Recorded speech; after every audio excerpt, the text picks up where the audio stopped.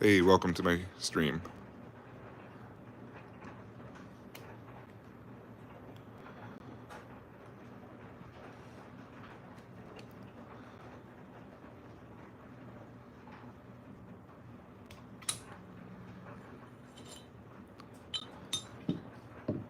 Hey everybody, welcome to the stream. If you have any questions, just put them in the chat and I will try and answer them. Gonna be doing some cleaning today. Got a bunch of different bolts. Haven't been cleaned in quite some time. If you want to see one specifically, let me know in the chat. But this one is for the KAG Jorgenson. I have a model 1896. So this is a KAG bolt. This is probably one of the smoothest bolt action rifles ever made. This thing is slick. If you go on my shorts, it's the one that has the most views. It's like somewhere around 250,000. I show the bolt and this thing is slick. Straight from the factory, they were, this highly polished. And this thing is pushing, 118 years old? Still functions. Single lug compared to other ones like the Mosin Nagant, two lug. The Springfield, also two lug. And I got an AR-15 bolt right here too. This is the Swiss K31. Very interesting bolt too. This one is pretty clean, so I'm not going to have to do much to it. I think it's pretty good. I haven't shot this one in maybe a year. But everything else is pretty good. I have to reload ammo for this one. This one's very expensive to shoot. It's a little dirty on there. The good old CLP.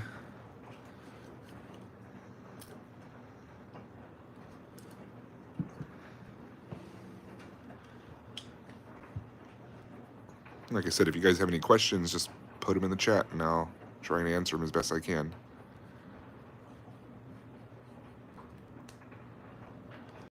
Let's take this one apart really quick.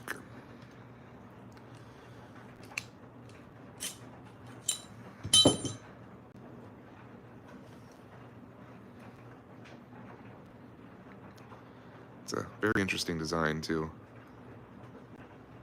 You gotta pull the spring down. It slides out. Move this out of the way.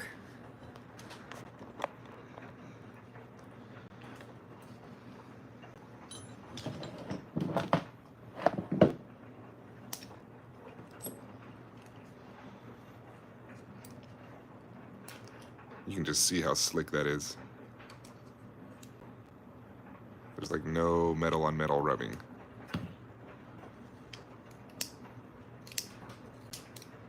And this is straight from the factory like this from Springfield. Springfield Arsenal, 1896.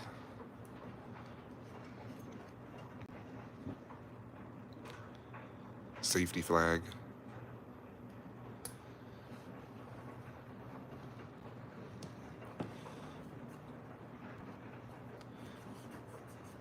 Like I said, guys, if you got any questions, let me know. Like the, don't forget to like the stream, send a subscription. It helps out. I'm a new channel, somewhat new, still trying to grow. Let's go ahead and put this guy back together. Well, I didn't clean the striker. A lot of people have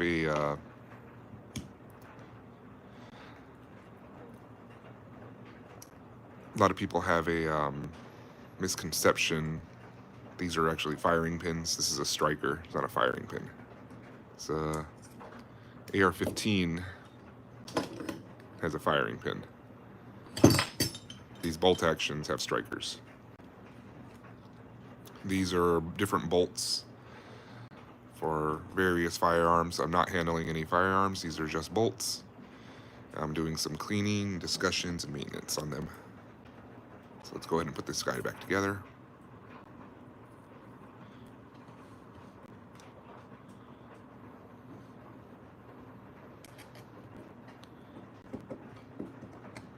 There we go. Partially assembled. Let me find the bolt handle. Here we go.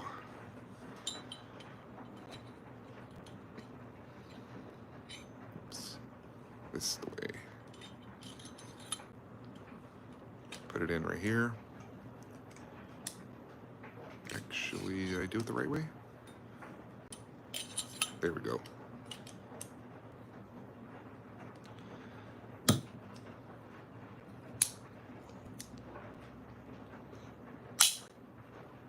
Gotta be careful. Pinch your fingers. Actually have one right here from the other day. But bolt is back together. This is how it looks in the fired position.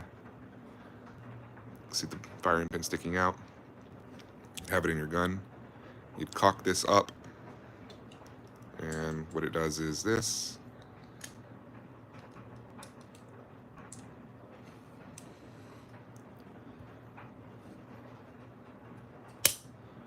This would be in the cocked position.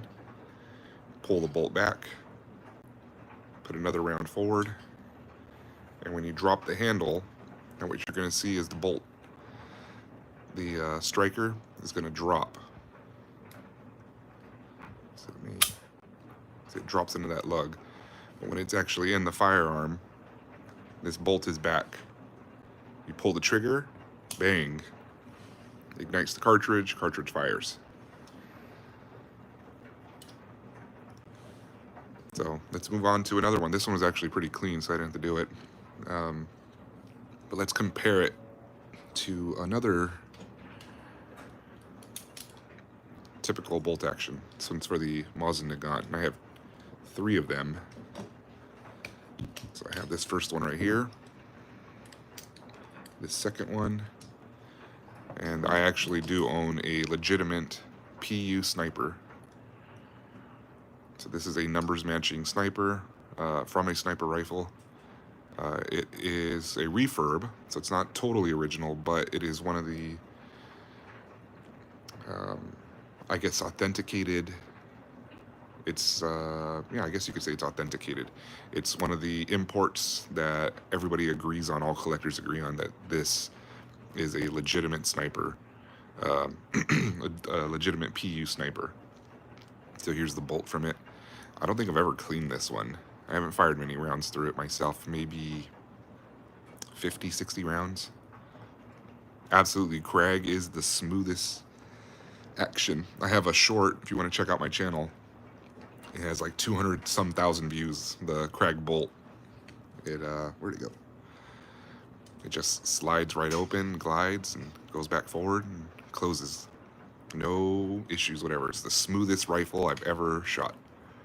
But, yeah, let's take a look at one of these. So this one has a bunch of cosmoline in it. I actually bought this rifle, the bolt for this rifle. I bought the rifle maybe 10 to 15 years ago when Mosin Nagants were first going up in price. They were like, when I bought my first Mosin Nagant, I think it was like $80. When I bought this one, I think I paid $180 10 years ago, 15 years ago. And if you try and buy a Mosin Nagant right now, they're pushing $600.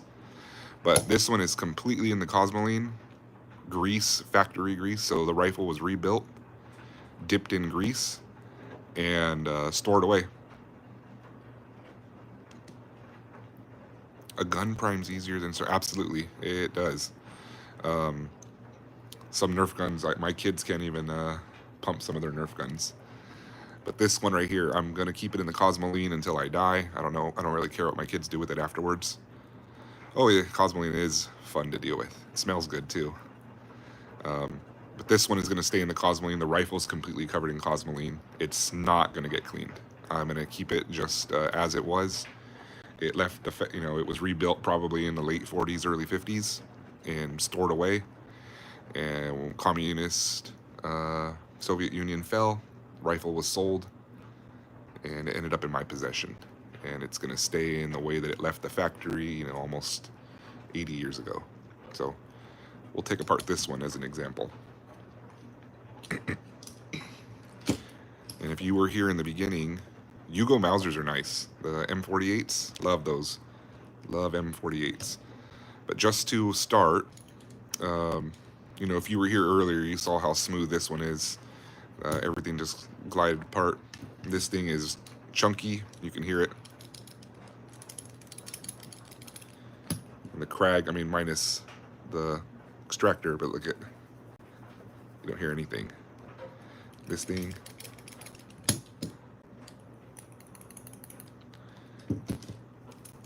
even the sniper one.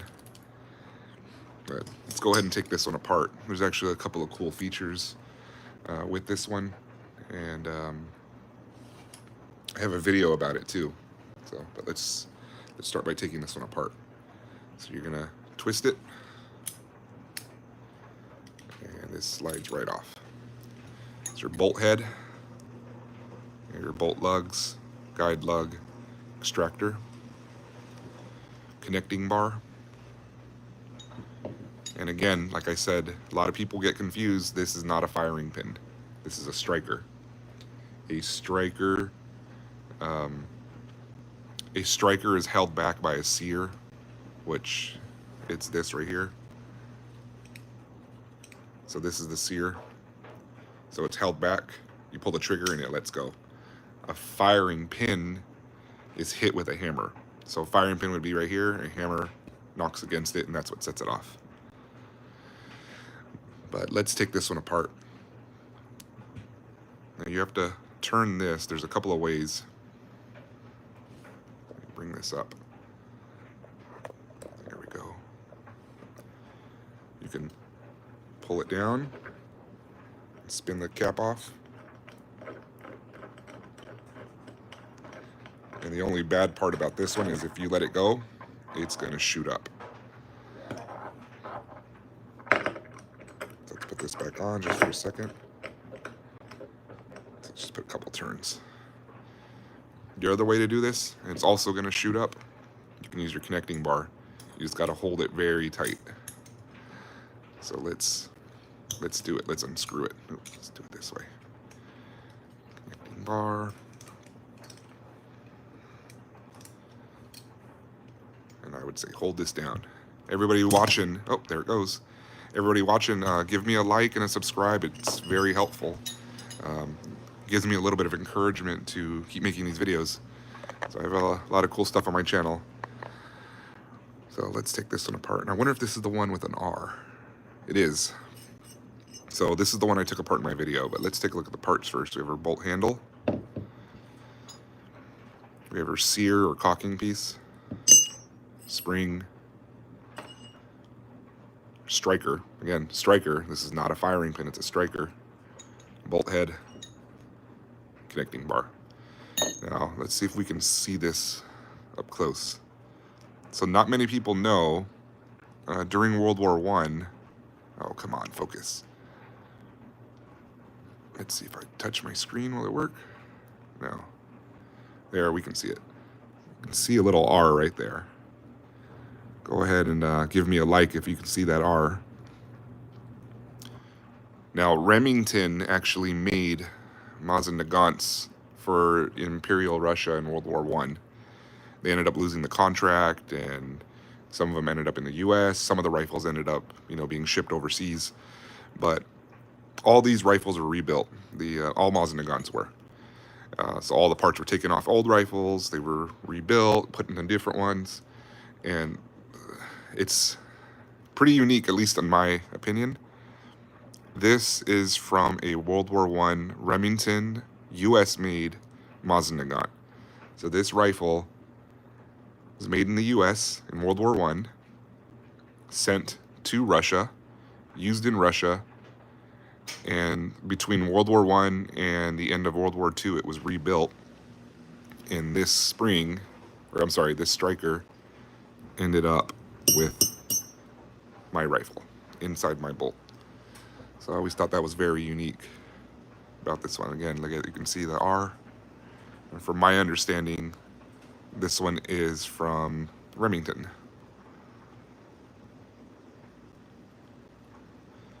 Yeah, so most of the rear sights from rifles back then, Franklin, they actually go farther than 1.6 kilometers. They go to 2,000, 3,000 meters. The Mosin Nagant, the original one, the M91, I think it went up to like close to 4,000 meters. So, and for everybody here in the U.S., 1,600 kilometers, or sorry, 1,600 meters is 1 mile.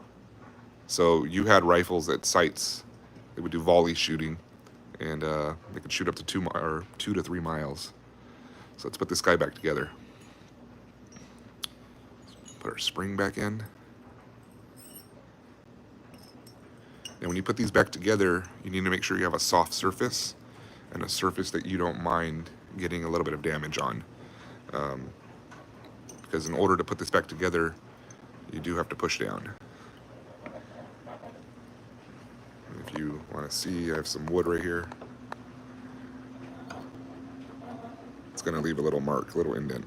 So when you're putting these back together, you need to make sure that you're working on a surface that you don't mind getting a little bit of damages or dings on.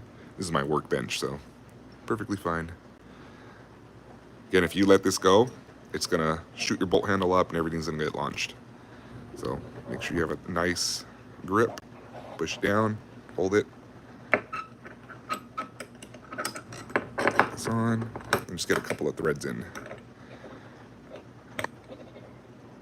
And like I showed earlier when I took this apart, you can use your connecting bar and just tighten it down. How far do you know, or how far are you supposed to screw this in? I don't have the tool with me. I think it's in my cabinet. That's okay. If you look on the back here, there's a line. This connecting bar, or let me cock it. This connecting bar will not fit on there if the lines are not lined up. So, see, it's not lined up.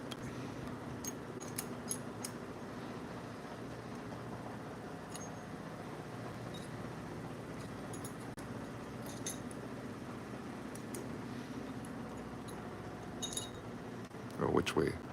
Oh. Oh, that's why. Silly me. Lower this. It's been a while since I took these apart.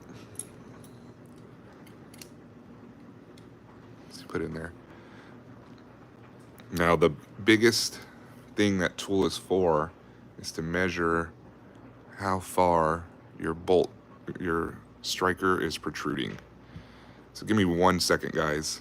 Let me go get that tool really quick, and I'll show you what I'm talking about. Give me 1 second.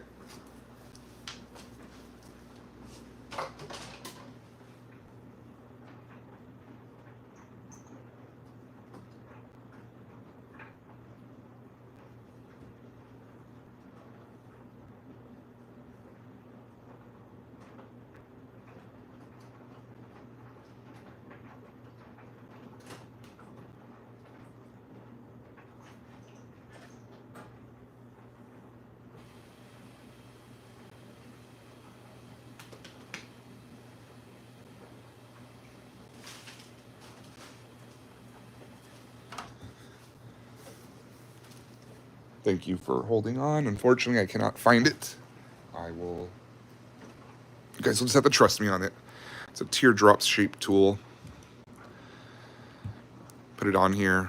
You see how far this is protruding. If it's protruding too far, you could actually pierce your primers and cause an issue with your rifle. It'll send gas back into the rifle. So let's go back. And what I like to do, just to make sure I get it on a good, so I'm gonna line it up 1, and then I do 1/2 turn. And from what I have found, that's given me the perfect firing or striker pin protrusion. So we're gonna go back and put it back together, and I'll check this one again before I fire it. Just don't have the tool readily available. Sniper one, same exact thing.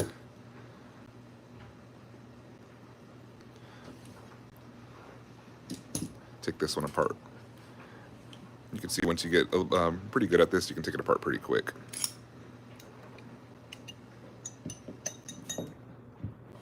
Put this down.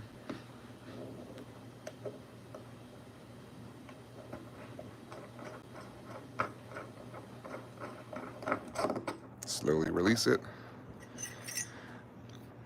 And it's disassembled. Comes apart pretty easy.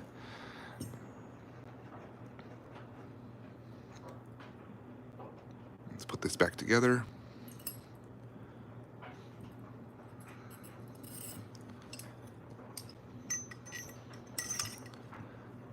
Put it back down.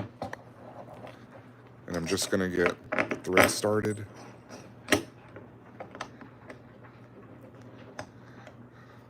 Is it this right way? Yeah, it's the correct way. Go ahead and screw it in. Guys, don't forget to like and subscribe. It helps me out very much.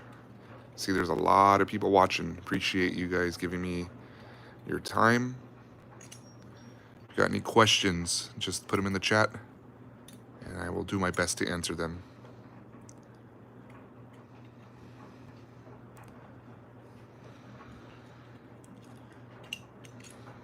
So do this one. Thanks for the like. Let's put this back together. This one actually has not commercial markings, but commercial stamps. This is required by the Russian government when they sent these snipers over to the US. I got this one maybe 2012, 2013, something like that. It was right when I got out of the Army.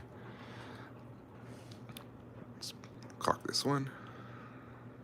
And it's ready to go. Now these ones differ a lot from a Mauser bolt. This is from a Springfield 1903. Favorite bolt gun? Gotta be the KAG. Absolutely love the KAG. It's smooth, heavy hitter.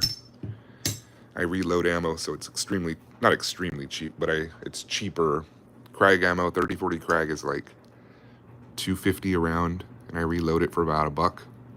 So it's still expensive, but not as expensive.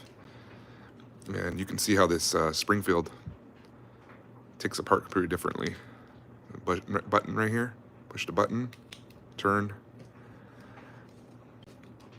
It should release. Oh, that's why. See, it's been a while. You gotta lock the striker back. So you see right here, this is a problem with Mausers. So let me put it on. Ready. If you don't put the flag in the middle, and you on a K98, and you go to start to release the bolt, it gets stuck. This caulking piece right here actually goes inside, and there's nothing to grab onto. So you have a hell of a time trying to recaulk it. You know, this one I can just grab it, and like I said, I made that mistake. I can't disassemble it. So I'm gonna caulk it, or pull it back manually, hold it, put it on the center position, and now I can unscrew it.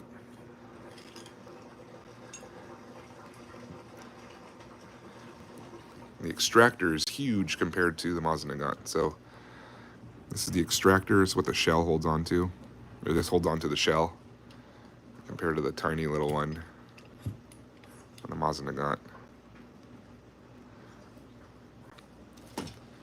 Alright, so let's, I'm not going to take this one off. It's a pain in the ass to try and put them back on, but essentially you just pop it off. It's just twist it all the way, and you push it off. But I usually pinch my finger, and I get these little blood blisters. So I'm not going to take this one off. I'm just going to keep it on. So there we go. And this one comes apart kind of like the KAG. It's almost the same. the way the striker's set up. But you're gonna get this sleeve right here, pull it down. Oh yeah, my mistake again. Told you it's been a while since I've taken these apart. So it's cocked right now. You can see how far that spring is compressed, and you cannot push this sleeve down. So we're gonna have to decock this. So hold on to it. It's gonna come loose. You don't want to pinch your fingers in there. So let's pull this back. Slides right out.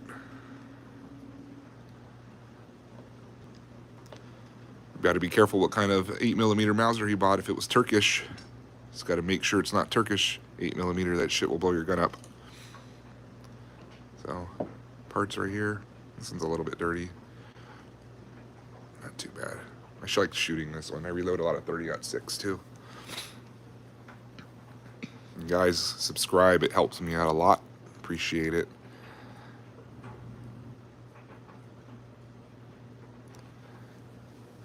Alright, let's get this guy back together.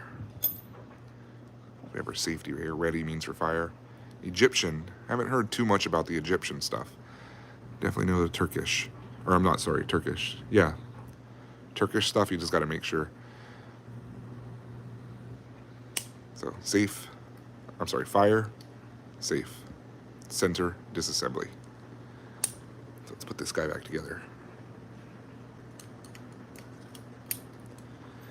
And for those of you who are still watching, I got a very interesting bolt. This one is crazy. Swiss.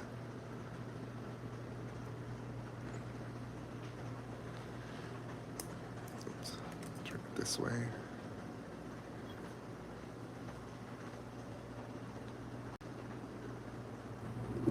There we go.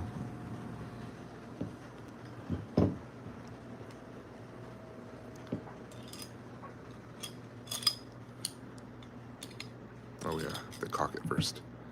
Same thing, just like the other ones. Make sure you're putting it on a soft surface that you're not gonna damage.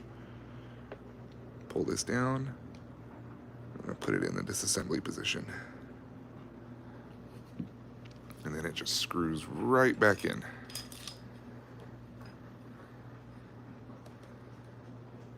Push the button down and ready to go. Put it back on fire. This is ready to be inserted. So you push it in your gun,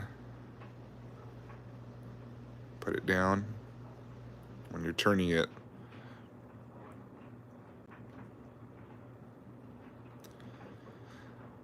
oh, it's not in the right position.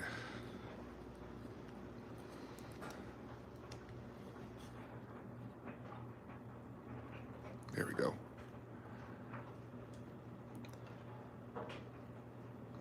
So when you're gonna put it in your rifle, push it forward and down. And it's ready to fire. Obviously this would be held back by the sear, but you can see the bolt is gonna travel in there. Let's take the safety off.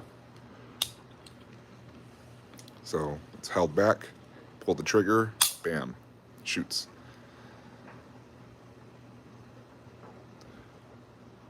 Yeah, there's a lot of the World War II German 8mm Mauser around. It's just, a lot of it started coming out recently. There's a lot of the AP stuff, so you can get armor piercing. Put this back here. Armor piercing 8mm. All right, let's put this one back, or out of the way. And here is the crazy one. This is a Swiss K31 bolt. So this is a straight pullback. So it's in the rifle like this. You grab that charging handle, you just pull it straight back and forward. So we're gonna start by putting it into the disassembly mode. Just pull it back, it's like a key, turn it, and it locks in right there.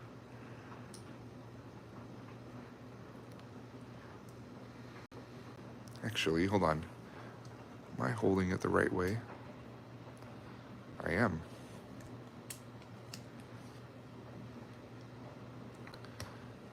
Sorry guys, it's been a little while since I took this one apart. Oh, I think I have to do that. There we go. Okay. So this is in the fire position. It's ready to fire. This is the safety position. And when you're looking to disassemble it, you put it halfway between fire and safe. So pull it back, twist it right there, and everything just comes apart.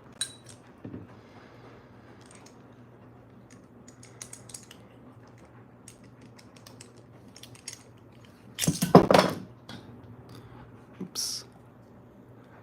Cock and sleeve. This has always reminded me of a stim pack. If you guys are fans of Fallout, just looks like a stim pack to me. So we're gonna want to put this in the fire position. And this should slide right out. Here's a striker spring. This is our connector and caulking piece. This one is, I'm telling you, it's crazy, just Swiss engineering.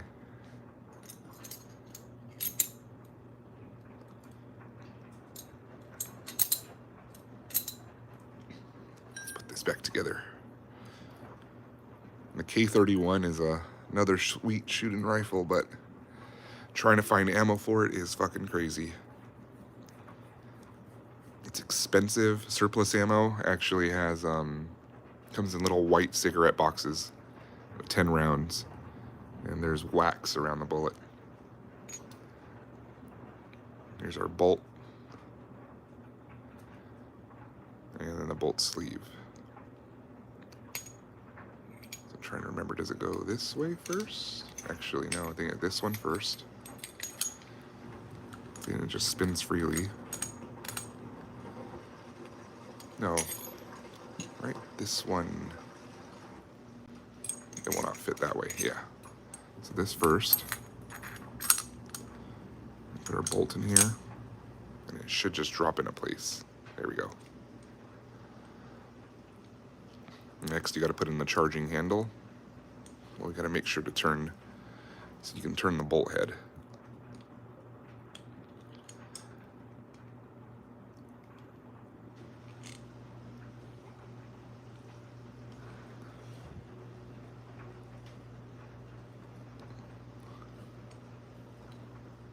Oops, turning it too much.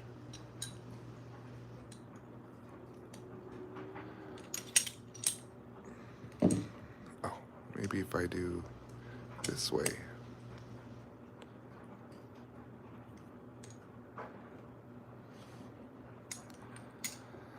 Pull this back.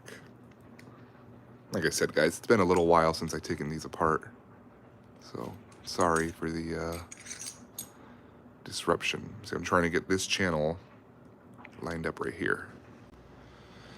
So let's hold it this way. And it's got to be lined up with these holes.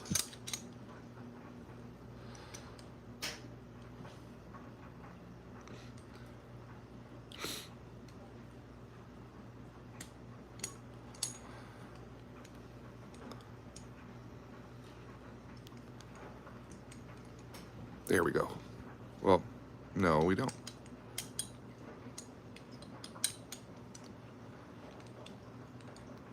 Man, what's going on?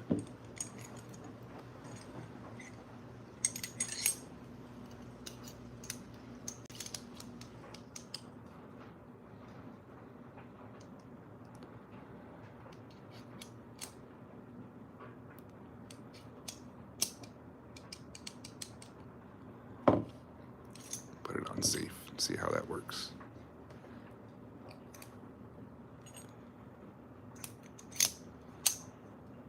There we go. It needs to be on safe. So now that it's on safe, this is gonna spin around. Thank you. It's K31 bolt. Somebody recognized it. So take this out. Add the bolt back in. Like I said, I remember it was supposed to turn. So this hole needs to line up with this notch. And then we're going to turn the bolt. See, there's the hole right there.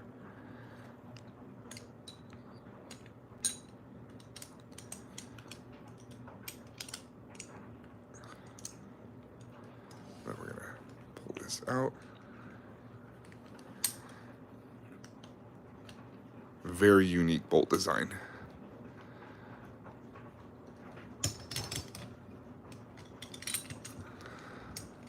There we go.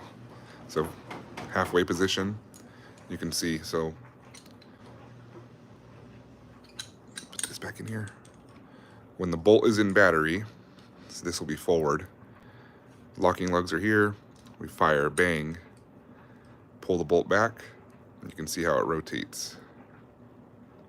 Unlocks,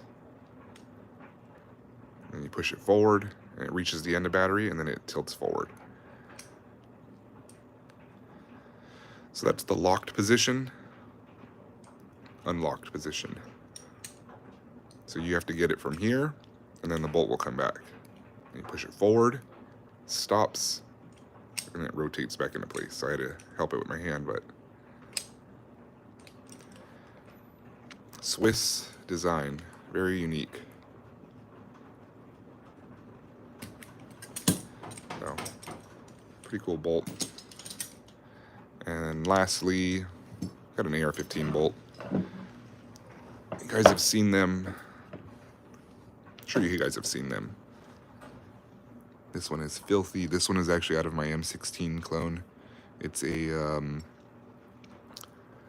this is a Colt parts kit from a commercial Colt's parts kit from the 60s.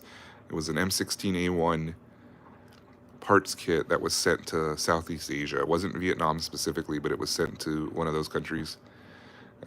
Re-imported. They chopped the barrel, and I assembled it back together. So put my own lower, got my own barrel. And this rifle actually was from like 2000, after I got out of the Army, so maybe 2012. I think I only paid like $200 for the parts kit. Nowadays, when you do find an M16A1 parts kit, you're going to be spending close to $1,000. So I got pretty lucky. So if you guys see some nice surplus stuff, my advice is to buy it now. There. I do need a punch just to pull the pin out.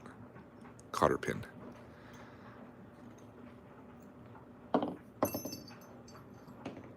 And like I said, this is an actual firing pin. The ones on the other firearms you saw are strikers. This needs to be hit with a hammer in order to set the firearm off. So, disassemble this one really quick. And I was in the Army. I've taken apart this rifle thousands and thousands of times. This thing is fucking filthy.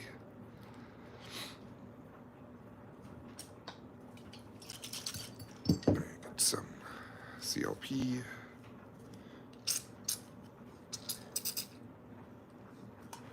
Okay, got some CLP on a rag. Let's clean this guy up.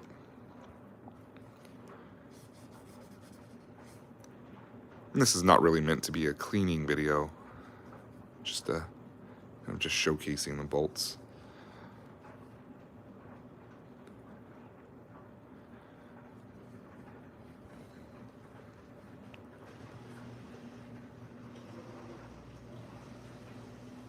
Your dad bought an AK from an in-uniform Boy Scout that was working for his dad's gun shop. That's pretty cool. I have one AK. It's a Saiga. And for those of you who are familiar with Saiga, it was made by Izhmash, which is the same factory that makes AKs currently for the Russian military. And I got that. Same thing. It was right when I came back from Iraq, and I paid probably like $200, $250 for it.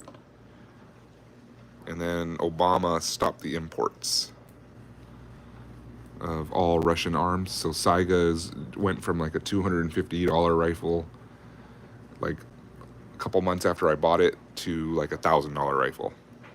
I got my Saiga. It's in 5.45, which is like the Russian equivalent of 5.56. I think it's a little bit better than 5.56, just because of the, not the ballistics of it, but it's as light of a recoiling rifle as 5.56 is. 5.45 kicks even less.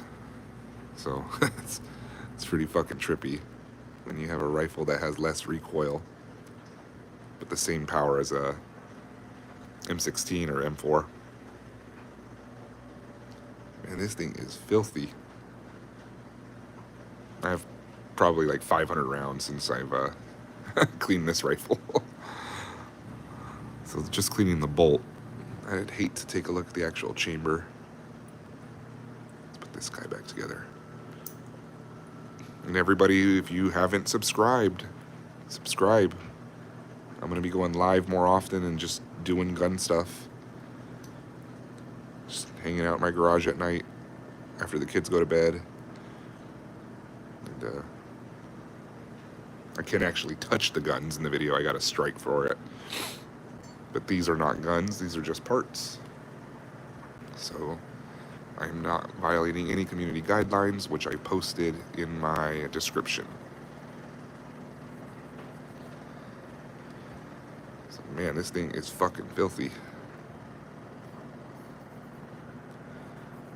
It's got a little bit of an orange hue. I don't think that's glue. It might just, or rust. It might be patina.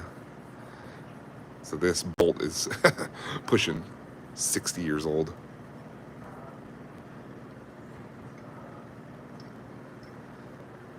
Man, I seem to have got quite an audience. Thank you. I really appreciate you guys hanging out. Like I said, give me a like, subscribe, leave a comment if you want to see something in the chat or have any questions, let me know. And I will do my best to answer them as best I can.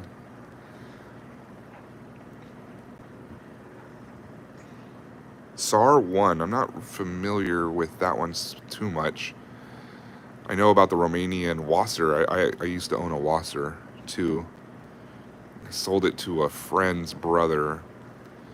He passed away, and his wife was his fiance. He was going to get married in a couple months before he died.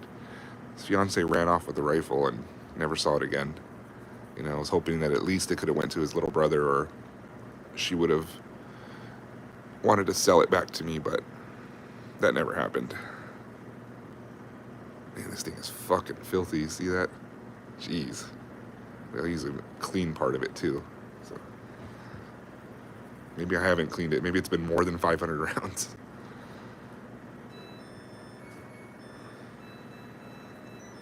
Sorry, it's my washing machine and dryer in the background.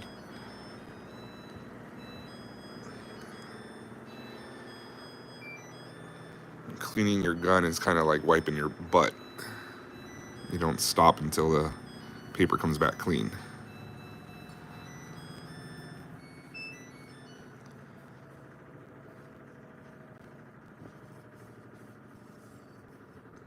All right.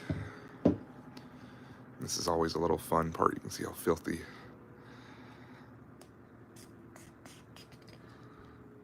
Gross. I don't normally clean my guns. I shoot them maybe like 10 range trips. So they're usually a lot dirtier than this. I just spray some oil in them and keep on going. I'm not one of those dudes that's, you must clean your gun after every range trip. You don't need to do that.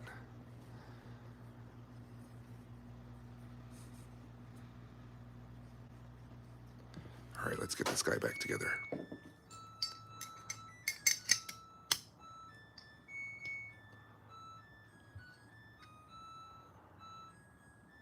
If you aren't familiar with putting an AR bolt back together, two sides, pin will only go in one direction. If it's that way, will not fit that way. You see there's 2 cutout, or not cutouts, but 2 like indents that prevents it from going all the way.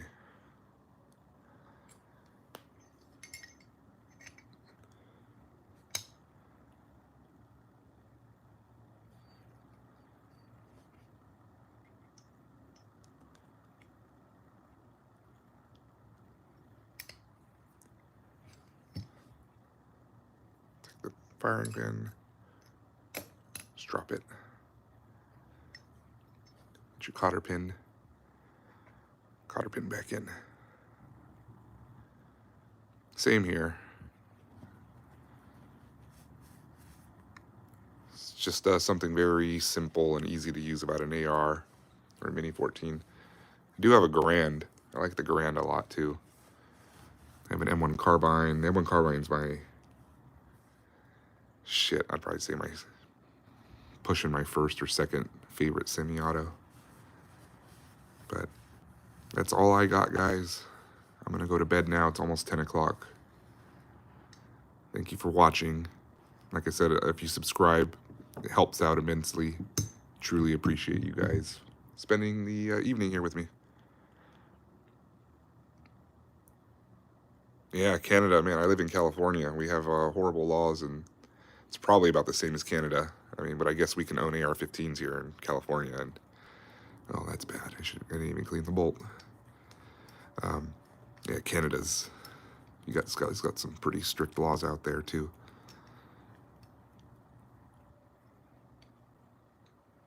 What law was that, if you don't mind typing it in? Barrel cleaning, break free. I'll stay on a few more minutes. Clean, best shit you can use to clean your gun. My opinion.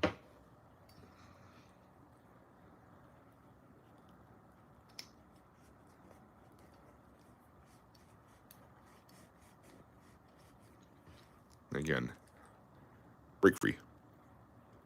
Ballistol is pretty good too, but break free is what I use. Yeah, and I bet you their definitions of assault style weapons are, does it have a barrel? Does it shoot? If it shoots, it's an assault style weapon. Something crazy like that too, huh? I guess somewhere out here, where was it? Not New York, I think it was New Jersey, passed a law. And if it was magazine or clip fed, it was considered an assault weapon. So like the Garand is considered an assault weapon. The M1 carbines are considered an assault weapon. SKS, yeah, I love SKS rifles. Those are my go-to gun. They always work. Green junk, it's probably copper residue.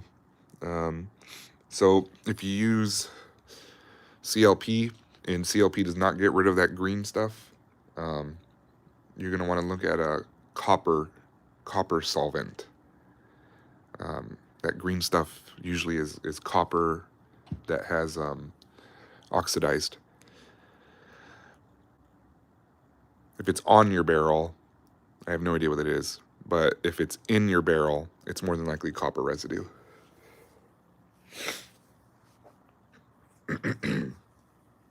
So again, let me lay these out here. Pretty cool little toy. My buddy Will at GNZA Works makes these. I have a video about them. Pretty cool for practicing. Don't have any real guns, but you know, you can aim at it, and this is good for practice. You know, indoor dry fire practice. It's I think 1/10 scale. So 1 yard. Not that far. It's like the equivalent of how big the target will be at 10 yards. So, want to practice your aim. Bang, bang, bang. But that's it. Thank you guys for watching. Appreciate it.